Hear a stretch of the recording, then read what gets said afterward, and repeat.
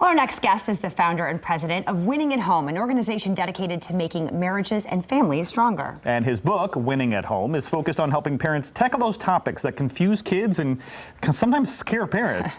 Dan Seaborn, welcome to the Morning Mix. Thanks for being here, man. Thank you, Todd. Michelle, good morning. Good morning. You know, recent numbers have shown there's a rise in kids struggling with their mental health issues. What advice do you have for parents who might be dealing with these issues? Well, first, I would just concur with that. At our office, we went from probably 120 calls a month to 220 calls a month post-pandemic. 14-year-olds, 13-year-olds, 2.5-year-olds. So the rise has been tremendous. And our goal is just to speak some clarity into the chaos that's going on with them.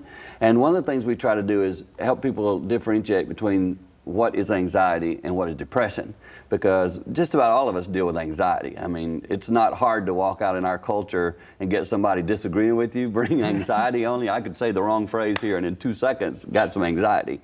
But depression is more long-term, and our goal is to help kids, teens, adults understand the difference between the two. I travel and speak, but we have about 50 coaches and counselors who deal with this on a daily basis. And a couple of the tips they give, especially for kids, is our key lady who handles all this, her name is Emily DeYoung, just wrote a book called Peanut Butter Pie. And in this book, she uses the just to remind kids, get peanut butter in your pie, P meaning pause. When you're dealing with anxiety, just chill a second. Take a moment, settle your mind a bit. And then the B part just stands for make sure that you breathe. Take a couple of deep breaths. And as parents, I think sitting our children down, just like we're doing on the couch here, sit down, talk with them, allow them to express what they're feeling. So often as parents, we want to just fix it. I don't want you to be anxious, so here, do this. But many times it's allowing your child that ability to express what they're feeling is a huge step. And for me personally, our next step that we encourage people is just to pray. You know, just seek guidance from way above yourself. Go seek professional help. I know I talk with my kids about praying to God, asking them to help them have a peace inside. Those are little practical steps that parents can encourage their kids to take. Wow, that's great advice. We all need to do it, I think. I need to, breathe and sit back and, collect yourself. For sure. And of course, you say you're a parent, you're a grandfather as well. Yeah. How has that helped shape your messages and what you're doing today? Oh, my long. How long do you have, Yeah, Michelle? right. Well, I've been through some incredible chaos in my family. I'm very open. I'm vulnerable about that. I had a wayward daughter. Never dreamed I'd have that when I was your guys' age. I'm an old man now. But when I was younger, I thought, I poured into my kids. I loved them like crazy. So to have a wayward daughter was the greatest challenge of my life. I mean, it pains me to even think about it right now. But in that moment, what happened to me was I just developed a new heart for those who were going through this.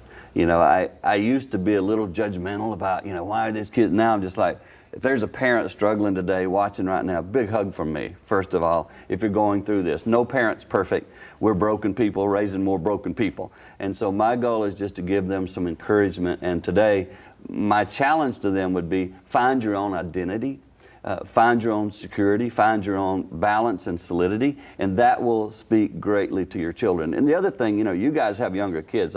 Mine are 36 down to 27. I got 7 grandkids that are young. But one of the things that's changed just in my generation is pace of life. You guys never stop. I mean, I sometimes sit back. My kids are older now, but I watch your pace of life and I go, I'm not sure this is sustainable.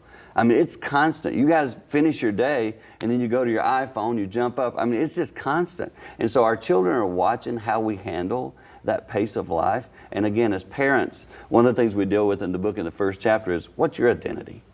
Where do you find your solidity? How do you stay calm in the middle of chaos? Because they're watching us as an example, and I think focusing on that as a parent is key.